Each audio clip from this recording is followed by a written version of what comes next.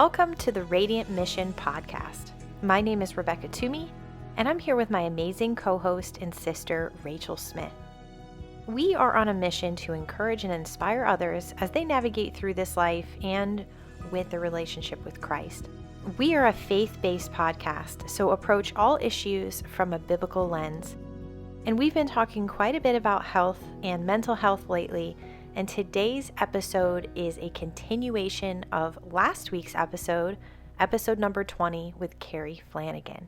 Today we will be diving back into the conversation about the sun and how the sun can help to heal us and our bodies. Now, as a disclaimer, this is not medical advice, and in this episode or in any of the episodes, we are not providing medical advice, so please be sure to consult a physician or a medical or healthcare provider for any advice about your individual health. Without further ado, let's jump right into part 2 with Carrie Flanagan. Yeah, and I mean, I live in an area where I don't want to say I only get sun for X amount of months, but I don't have it for the entire year.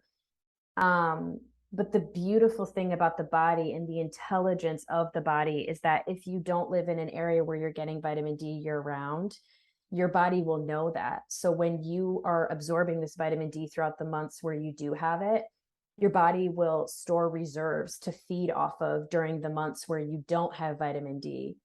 But even, I mean, just like with your infertility, like I would never say that, oh, well, the vitamin D healed me of all of my histamine reactions, because I was taking a disgusting amount of supplements with the mitochondria specialist, to the point where I was like, if I am given one more pill, I am going to lose my mind. I feel that. So even when you're in the even in the naturopathic medicine too, that in and of itself can also become burdensome as well, because it's take this supplement and that supplement, and it's like, hey, why can't we figure out a way to just simplify this? Because I don't feel like it needs to be this complicated. And when I was looking up histamine issues, I was looking up vitamin K, and I learned that beef liver has a ton of vitamin K in it. So I ordered beef liver dried tablets. I'm not eating the real thing, although that is like the best recommendation. I can't do it. I just can't. Yeah. I can barely take the capsules without yeah, let alone a chunk of liver. Yep. Yeah. And when I started taking those tablets, I call them like the miracle pills, because within context though, because I was taking 2 beef liver tablets 3 times a day, and I actually developed vertigo because it was too much. It was too nutrient dense. And that's why I'm so heavy on context, because there's all these people, all the gurus on social media saying, hey, you should take beef liver. Okay, but ancestrally speaking, we really have evolved so far from that type of diet that to expect your body to be able to metabolize that much nutrient dense minerals, that many, can wreak havoc on the body. So I was taking That's a lot good of point. Yeah, so I was taking a lot of antihistamine supplements with the mitochondria specialist, but they weren't doing enough for me, at least not to my satisfaction. So when I looked up the beef liver pills, I would take those instead. And it is a morning and night difference. Like if I ever find my histamine reactions as of today are pretty much gone, but if I do find that I eat something and I take those beef liver pills, that the swelling of my throat almost instantaneously goes away. Wow. So there's some nutrient inside of beef liver that's exactly what your body needs, be it the vitamin K or the B12 or something.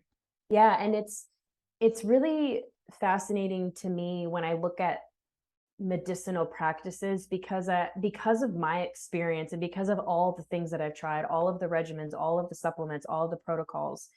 My question that I'm always trying to ask is, how can I do like with like? Meaning, how can I have something that is already inside of my body so my body knows how to basically like quote unquote read it? Mhm. So I have a liver. Mhm. Mhm. Yeah. So let Yeah. me try putting a liver like with like beef liver with my liver and see if my body can actually like read the instructions of this. Mhm. And I mean, context, right? But what I would say to anybody listening, if they do have histamine reactions, that is also something to consider and to do your research on, because I have found it to be extraordinarily helpful, especially when you combine it with the vitamin D light. Mhm. Mhm. Ancestral supplements, that's their thing, Carrie. You probably already know this. Like with Yeah. like, Yeah. they Yeah. have almost every single body part from an animal, and Yeah. you take that animal's liver, let's say beef liver, Yeah. to Yeah. feed your liver and to heal your liver, because our livers in today's world are very tired. Yeah.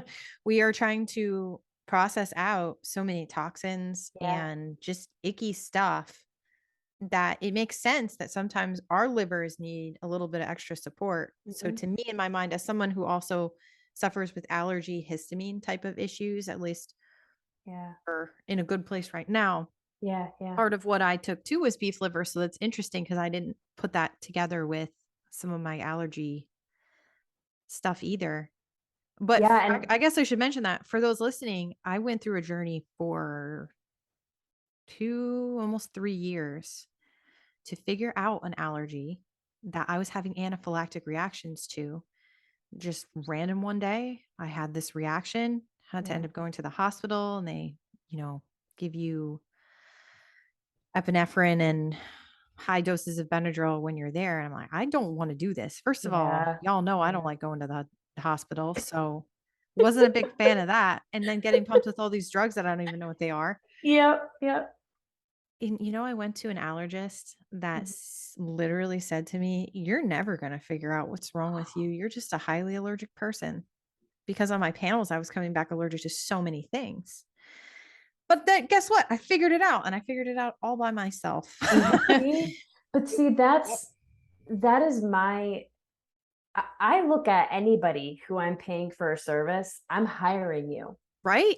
Like Exactly. I'm hiring you to work on my behalf, but not in a sense of just give me the answers, but to also empower me so I don't need you anymore. And Yes. Yes. that is my biggest bone of contention with whoever you're working with, whether it's a therapist or a practitioner or a specialist. I don't care who it is. It's how are you feeling when you're having your sessions with them, or when you're having the conversations? Like, are they empowering you? Are they diminishing you? Are they gaslighting you? Like, we have been programmed for so long to look at these institutions and these practices and these practitioners as if you don't know you. And I'm not belittling practitioners. Like, we need medicine, we need practitioners, but at the same time, it needs to be a hand in hand type of situation versus, well, I have the letters after my name and you don't, so I know better than you. Mm. But how is that honestly, like, mathematically possible when I've lived inside of my body and you never have? Exactly. Rachel and I talked about this a lot when we talked about birth, because we know that that's Yes. a big space where Yeah. there's a These lot of doctors pushing. today are Oh yeah. they Next have the level. God complex. That's like Yeah. you were just saying with the birth world. Mhm. It's Yeah. I am currently a little raw about this now that I am Yeah. in a pregnancy and I've had highly medicalized births Yeah. before.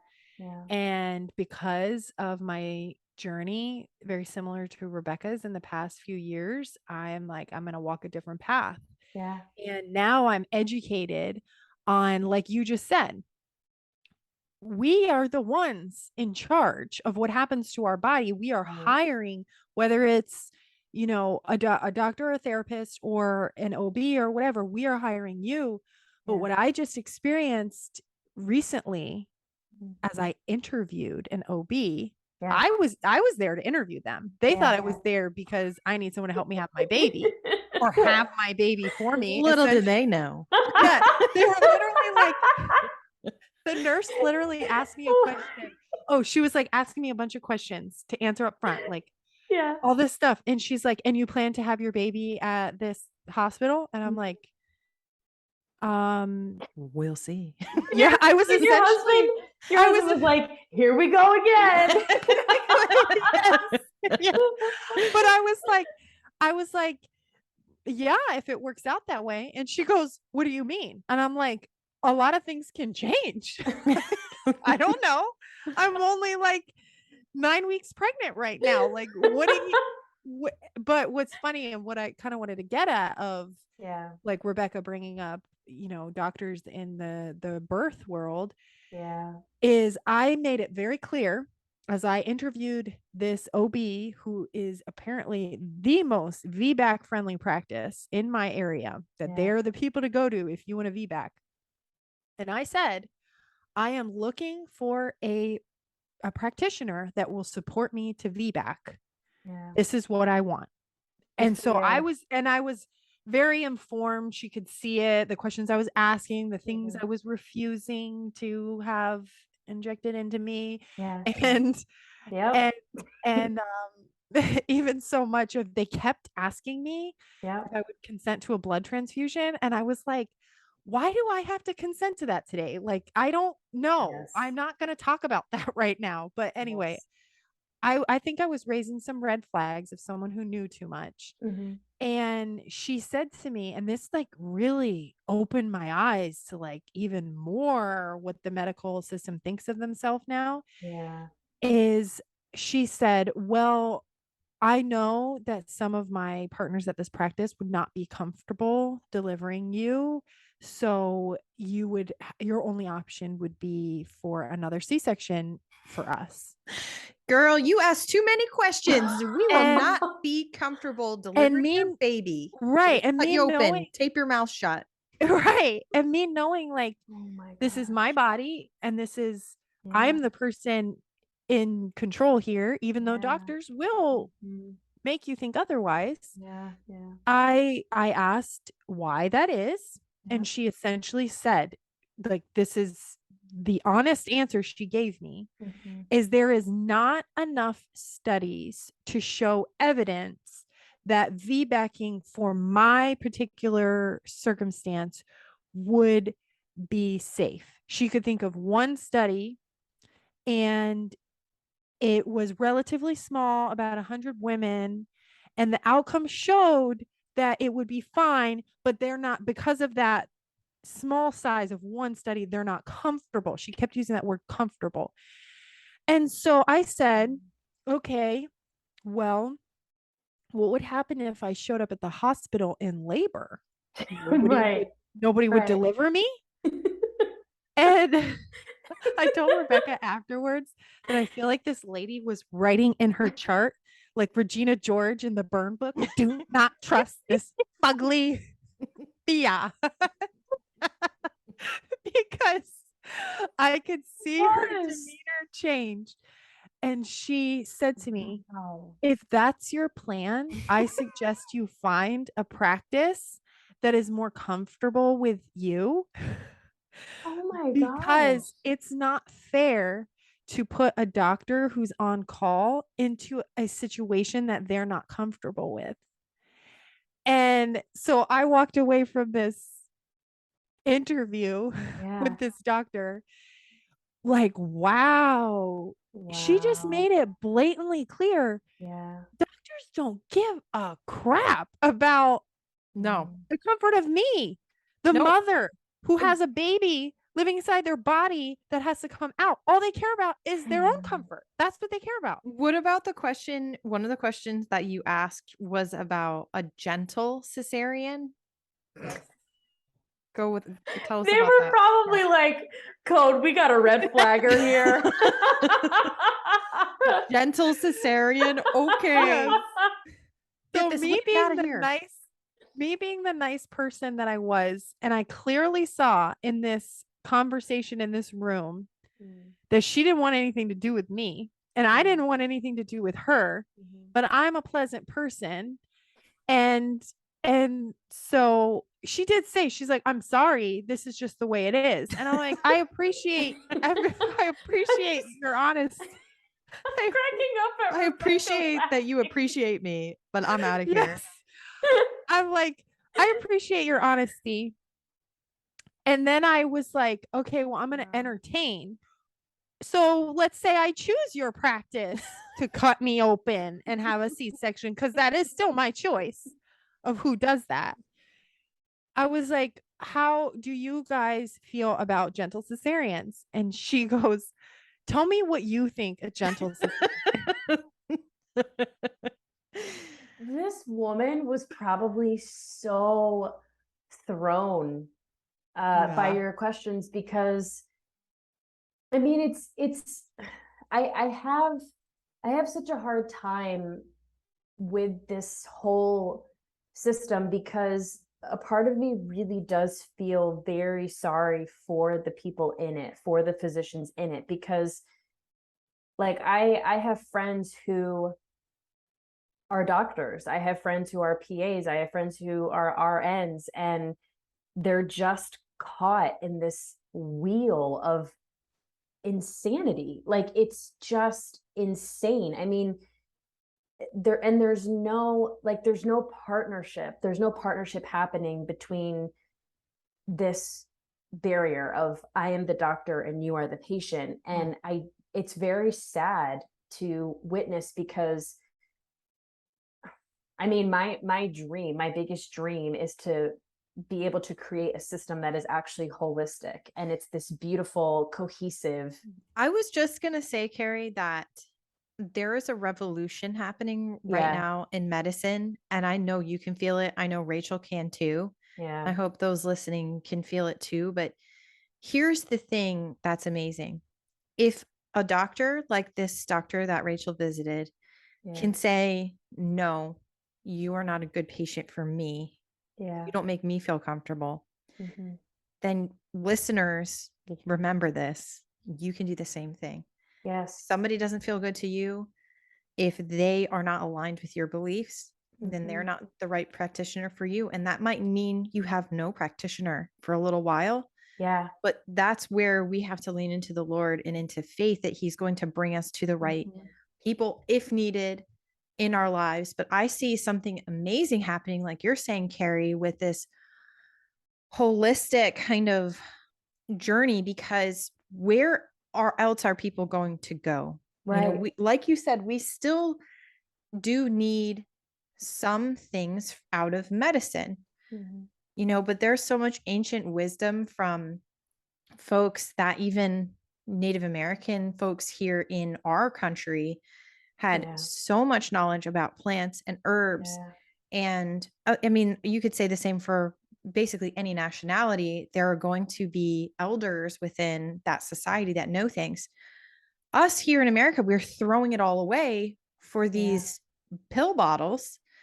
But here's the thing. I was actually thinking about this in the shower just today.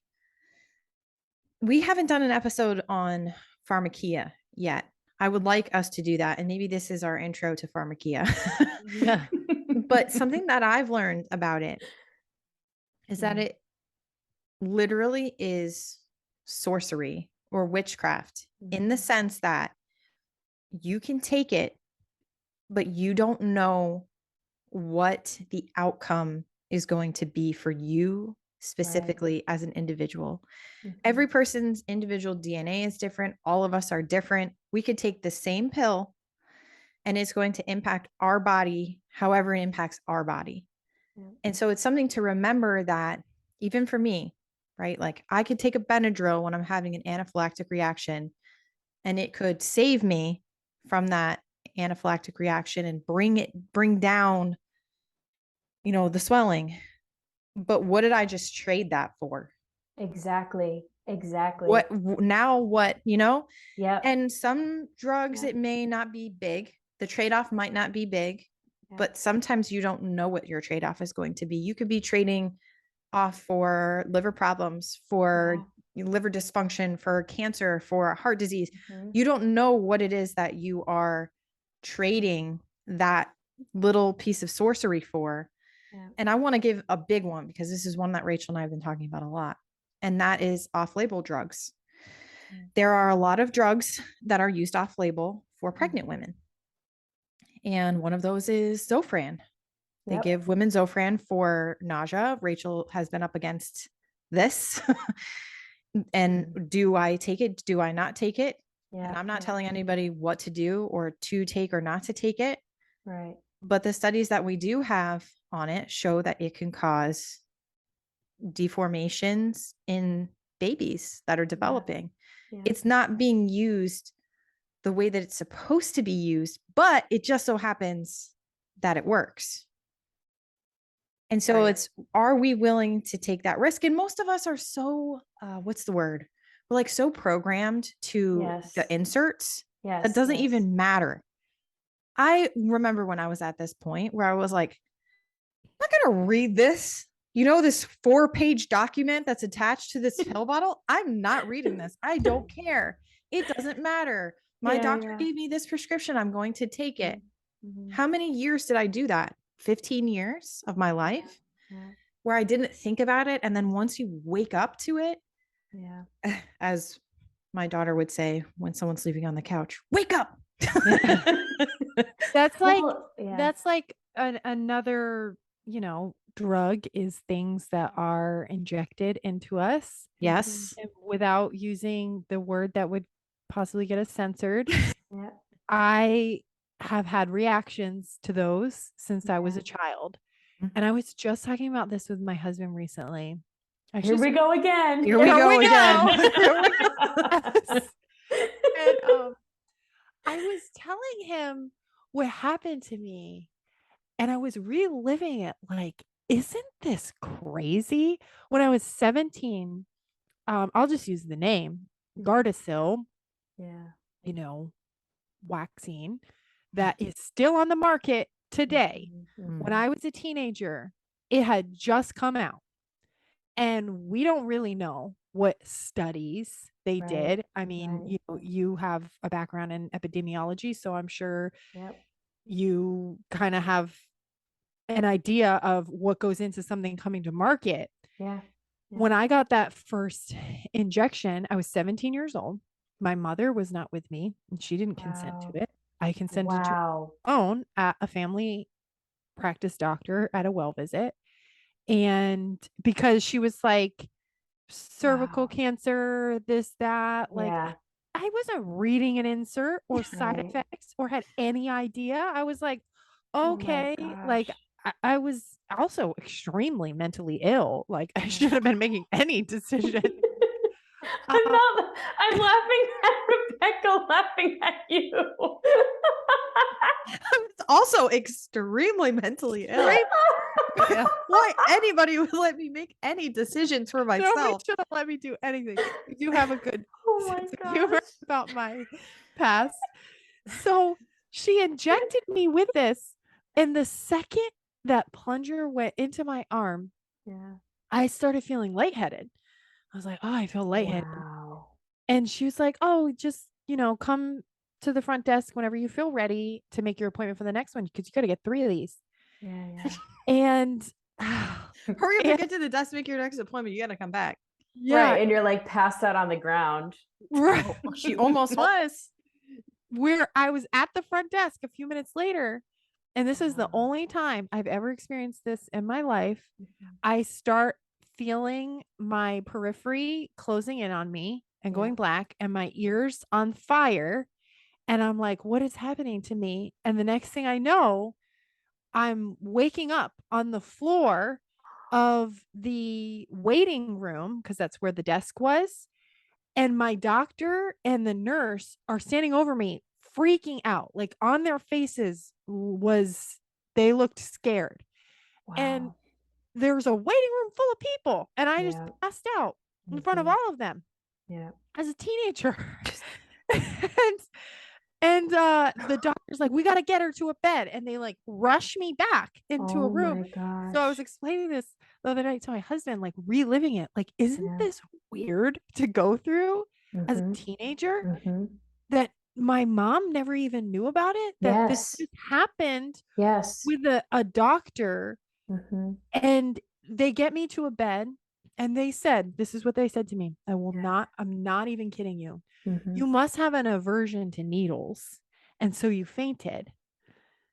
And I was like, it couldn't be from what was injected into me. And she's like, no, that doesn't cause that. Oh, okay. I started Right. talking the side effects Okay. today, 20 years later. A side effect is fainting. And I was one of those guinea pigs that was tested on. Rachel was the trial. So this is what, just to kind of play into what we're all talking about Yeah. here, Yeah. is this Yeah. is what we kind of mean when it's you're trading something. I Yeah. thought, Yeah. oh, I Yeah. don't want to get cervical cancer one day, so I should get this injection. Yeah. And then there is a side effect of it depriving my brain of oxygen and Right. Right. overloading it. And I Mm-hmm. don't know the long-term Yeah. effect of that on my brain, Right. but I do know that this specific injection has faced Mm-hmm. lawsuits because many women were not as fortunate as me and died Yeah. instantly or within days or weeks. So, Yeah. I think something that all of us can kind of take away from this conversation is looking at those that are older in our communities, that Yeah. what is it that they're suffering from? It's Yeah. dementia and Parkinson's, Alzheimer's, or dementia. And they're, obviously the brain is going to degrade over time. So perhaps part of what happens is natural. But I'd like to believe that all of these pills that we are taking, they contribute to our neurological health too. Mm-hmm. A lot of the things that we're taking are disrupting us neurologically, or like, for example, if you're on hormonal birth control, Yeah. it's impacting your hormones enough that now it's messing with you psychologically. So it is impacting you from a neurological perspective. And a lot Right. of times then they say, okay, now go on an antidepressant. So now you're taking that, which those are known to cause dementia and, memory issues and things like that. So Mm-hmm. moral of the story is it worth it? Yeah. What is the trade-off? And this isn't me trying to say like, get off all your medications and Mm-hmm. live free, but it also is. Like you Yeah. have to do what's right for yourself and your body. And some people are on things that they feel very dependent on. Is it serving your body the way that God intended it to be served? Are you feeling the healthiest version of yourself? Or Yeah. is this a moment to kind of step back and go, I actually could really just benefit from the rays of the sun. Let's add that into my Yeah. day. Yeah. And it's a small thing, but I mean, I want to go back to your story, Carrie, because Mm-hmm. you completely transformed your life by literally changing your sleep habits. So waking with Yep. the sun, rising and going to sleep with the sun, Mm-hmm. getting more sunlight, and changing your diet and some of your Mm-hmm. supplements. That it's those three things basically. And you were obviously walking and moving and getting outside and stuff like that. Yeah. And yeah, I think that, even just in general, like what you, Rebecca, and you, Rachel, were saying is that know the cost of what it is that you're doing, regardless of what it is, the cost of getting up with the sun, or the cost of taking, like, even something as simple as beef liver. It is talked about so much now, that being like the miracle pill. But the thing is, what is it for your body? Like for my body, Yeah. my body was, I'm going to give you dizziness if you give this to me 3 times a day with 2 tablets.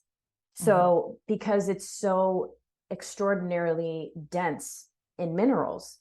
And even when you think about, like, Dr. Cassie Huckabee has said this before, and it really stings because she'll say, did you actually want to heal, or did you just want the symptoms to go away?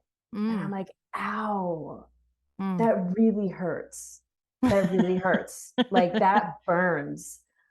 Because it's a question that I ask myself all the time. It's like, do I really want to heal, or do I just want my symptoms to go away? And if I'm being honest, I think it's somewhere in the middle. Yeah. I don't think it's one or the other.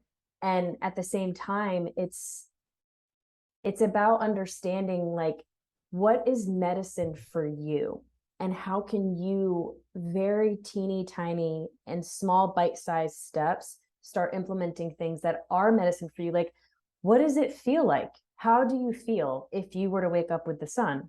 How does it feel to let the sun's light into your eyes in the morning? Like, do you feel good? Do you feel light? Do you feel heavy? Like, it's about tuning in, because for me, it's not lost on me at all when I was learning about the hospitalization of birth, because Rockefeller was the one who spearheaded that movement. And I could go on for 5,000 years about that, but tell us a little bit about that for those that might not be familiar. So Rockefeller, did we lose Rebecca? No, she just went off screen. She's Okay. probably just holding one of her babies right now. Oh, okay. Sorry, you're being a mom. I was opening my blinds because it was dark here. I was leaning She does over that everything. sometimes, though. But yeah, usually when my camera goes off, it comes back on, and there's okay. a number of children in here. Wonderful.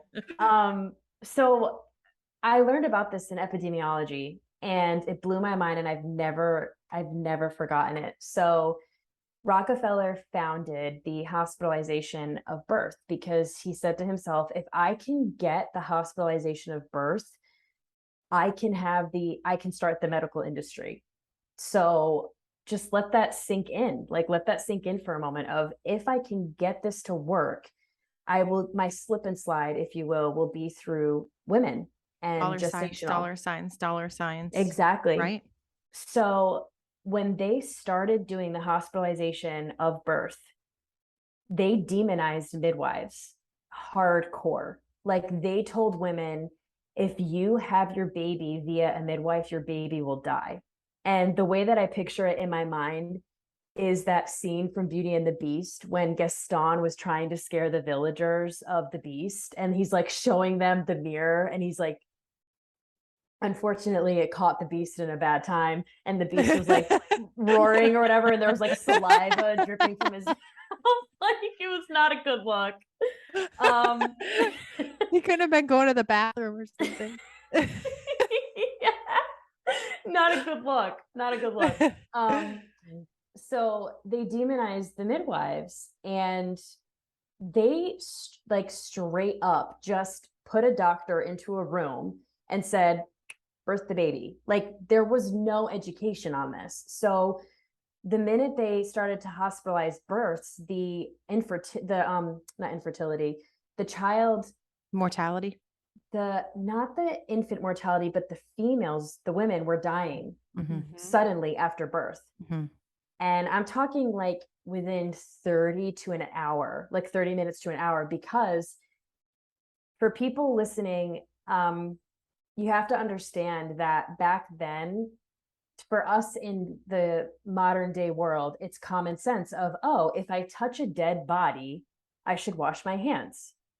But back then, that was not a common practice. So they had the physicians, the OBGYNs, in a room next to the labor and delivery room. They would go into these other rooms where there were cadavers. Cadavers are dead bodies. They would touch the dead bodies. Then they would go into the labor and delivery room, insert their fingers into the women, and the women would die momentarily of sepsis. And they literally could not figure out why. They were not able to put two and two together of, oh, I'm touching a dead body. That now my hand has bacteria on it. And now I'm going to transfer that to the woman. And the babies weren't dying. It was just the moms. So there was this doctor, God bless this man's soul, Dr. Ignaz Semmelweis. He was observing the doctors, and he said to them, hey, you're killing these women because you're touching a dead body, and then you're inserting your fingers into these women, and they're dying of sepsis. And the doctors just like, they lambasted this guy and they threw him into an insane asylum and he died in there. So when you go into, whether it's a naturopathic doctor's office, any type of physician's office, and you see the sink there, just know that that's from Dr. Ignaz Semmelweis. Wow. Like, Wow. he's the reason why there's sinks in the rooms. Mm. And so Wow. when you look at like what the world that we're in right now, there seriously is nothing new under the sun. Mm-hmm. Mm-hmm. So you come out, like, I'm coming out of the forest here, like peeping my, like in The Simpsons, like just like peeping my head through the bushes, being like, sunscreen's bad, you should just go out in the sun. And then I'm just going back behind the bush. That's deemed as insanity. Yeah. Like, why would you do that? But the thing is, it's because you don't have enough evidence right now that allows you to feel comfortable with the discomfort of basically amnesia. Like, that's the way that I look at it. We're programmed from birth to forget who we are. Yeah.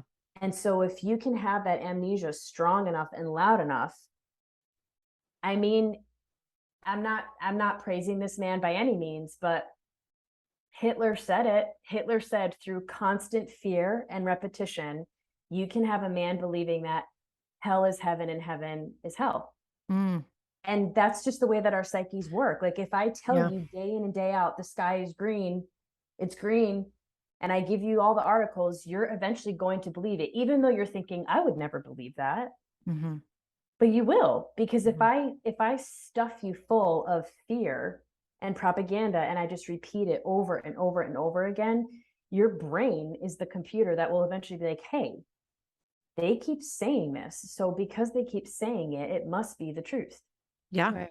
And that's why we call it the machine, right? Like the machine that feeds the people, that feeds technology, and the machine being all of the media channels and all of those at the top that make all of the money, that push down all of the agendas and whatnot.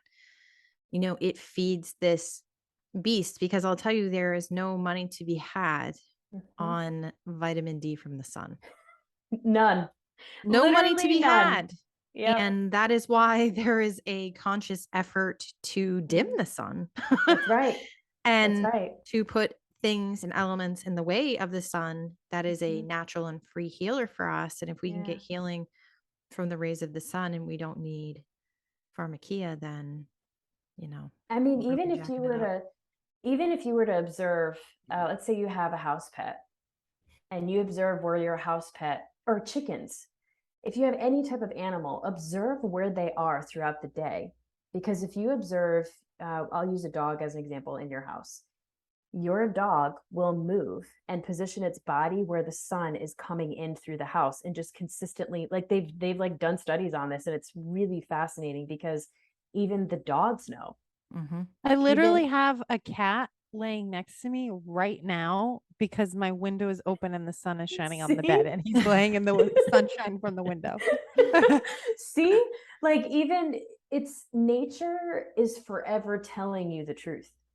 Yeah. It's just a matter of whether or not we're stopping long enough to observe. Exactly. And I think that this is kind of the journey that Rachel and I have been sharing over the last couple episodes, and now this one with your story.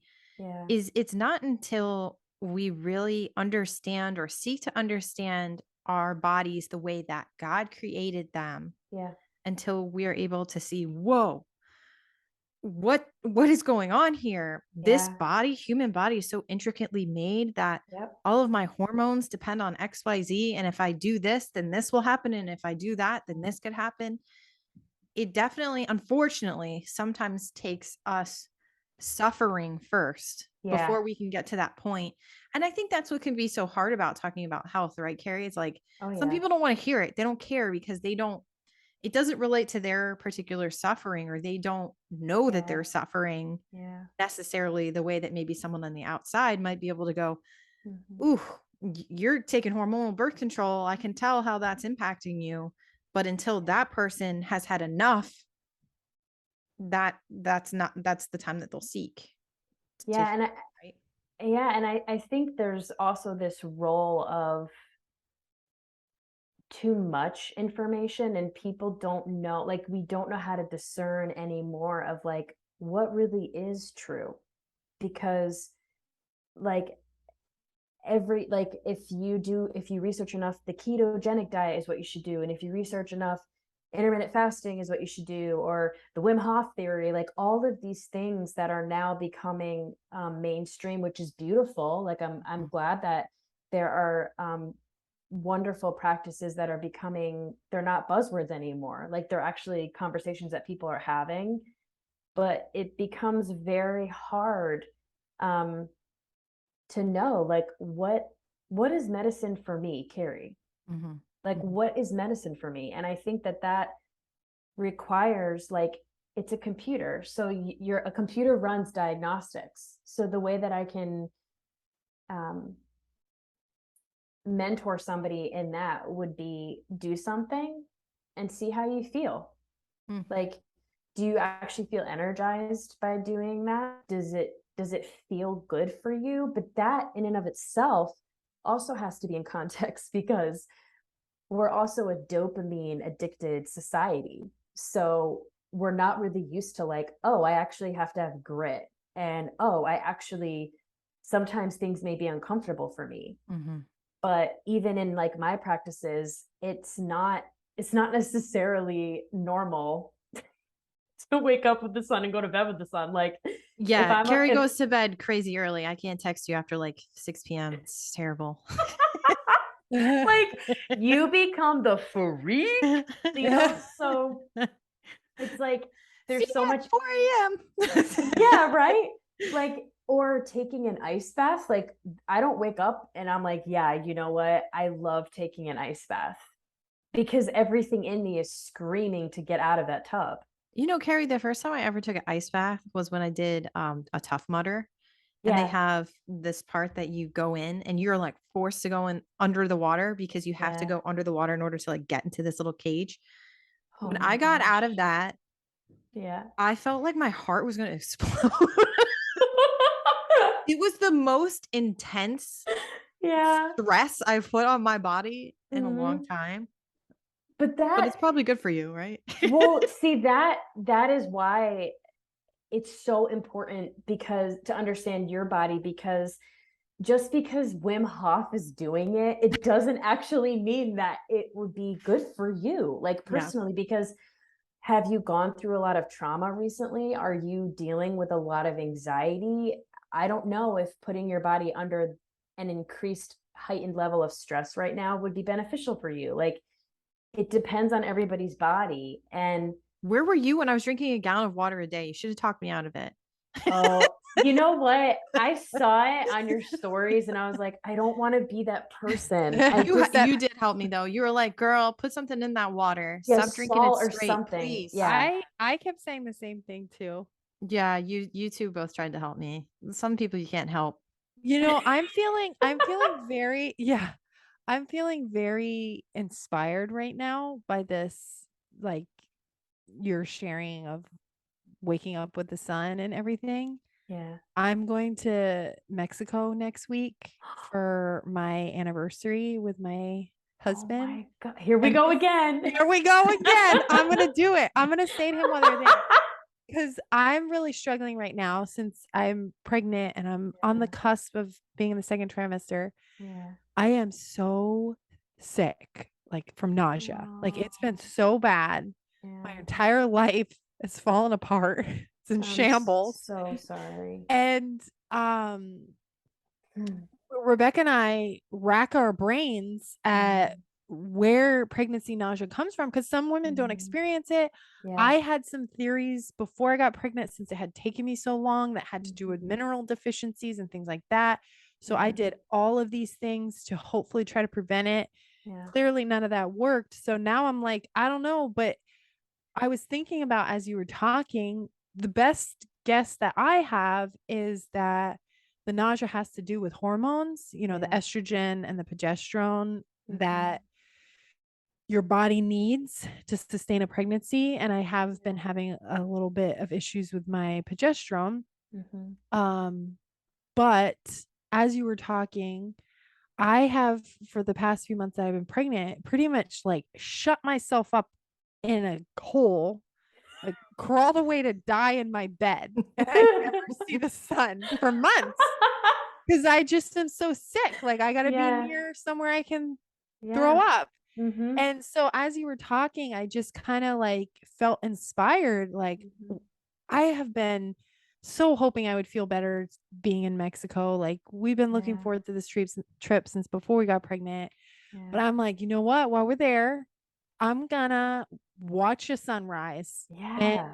I'm gonna try to implement some of this like sun healing, and Yeah. maybe that could help me with Do it. this nausea. And then I guarantee you I'll I'll let you both know how it goes when I tell my husband, hey, so I want to wake up and watch the sunrise so that I can recharge my mitochondria. There she goes again. Here we go. There we go. It's gonna be like this. Sit now. You better tell him that you want to do it every day, morning and afternoon. That you guys are gonna rise and sleep with the sun. Yeah. Yes. Yeah. Record his reaction. I mean, I do have to say that it's such a beautiful experience to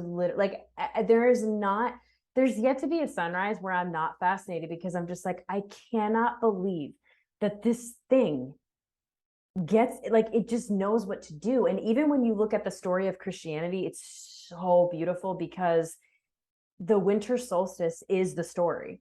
It's the same story, because on December 21st, that's the winter solstice, the sun will stand still on the horizon for 3 days, and it's the 3 darkest days of the year. And then on December 24th, the sun will pass from the southern hemisphere back up into the northern hemisphere, and it will begin bringing back the vitamin D nutrients to the northern hemisphere. So I'm just like, oh my gosh, like the story is even written like in the sun, like it mirrors the same story. And so even just looking at all of the synchronicities of all of it is just, it just makes me all the more in awe, like, of God, because the place where I feel God the most is in nature. Like I just can't not look out at the perfection of this earth. And I know that there's so many things being done to thwart it, but it's like, good luck. Yeah. Like, good luck with that. Yeah. I know it's not going to work out for you, but like, I mean, maybe I can give you some credit for trying, like, because that takes an extraordinary amount of faith. But like, even just how is it that the animals know? Like, how did the bears know, oh, okay, it's time to hibernate? Like, the fact that everything is so, it's in, to me, it's in a melody, like it's just perfectly arranged. It really is. And that was actually a question we wanted to ask you was, what did your journey to better health teach you about God? And it sounds like a lot of it was this. It really was this, because I guess the best way that I can say is that it made me feel, or it helped me feel so much more safe. Like actually held, like in the palm of God's hands, because everything just makes so much sense. And like, when I look out at creation, there's not a single detail that doesn't fit. Like every single thing is perfectly designed. And I think that what it also made me realize is, oh my gosh, like we really are given like a massive foul stench of amnesia to have us forget, like, you really are fearfully and wonderfully made. And you can actually trust, you can trust your body. Like you can actually trust that it's beautifully made. And yes, there are interventions, yes, there are things that you can do, but like, if somebody outside of you who is in any shape or form a practitioner, I don't care if it's a therapist or if it's a doctor, whoever it is, if they are not reminding you of that and empowering you of that, maybe check that because Yeah. it's really important. Like, we're here for such a short period of time. Don't waste your time hiring somebody who isn't going to help you remember. Yeah. Yeah. Like, absolutely. life is too short. It's too short, and it's also too hard. Like, you don't need somebody telling you that you're a problem that needs to be fixed and your body is broken. Yeah. That's horrible. Yeah. Absolutely. Absolutely. Carrie, we could literally talk to you all day. In fact, we do. But today we did it on this podcast. Is there anything that you wanted to leave listeners with, and or how can people find you?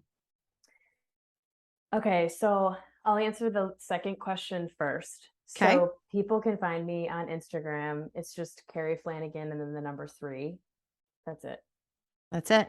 Carrie That's it. Flanagan 3. And then you'll get to hear her beautiful voice. Yes. Your music.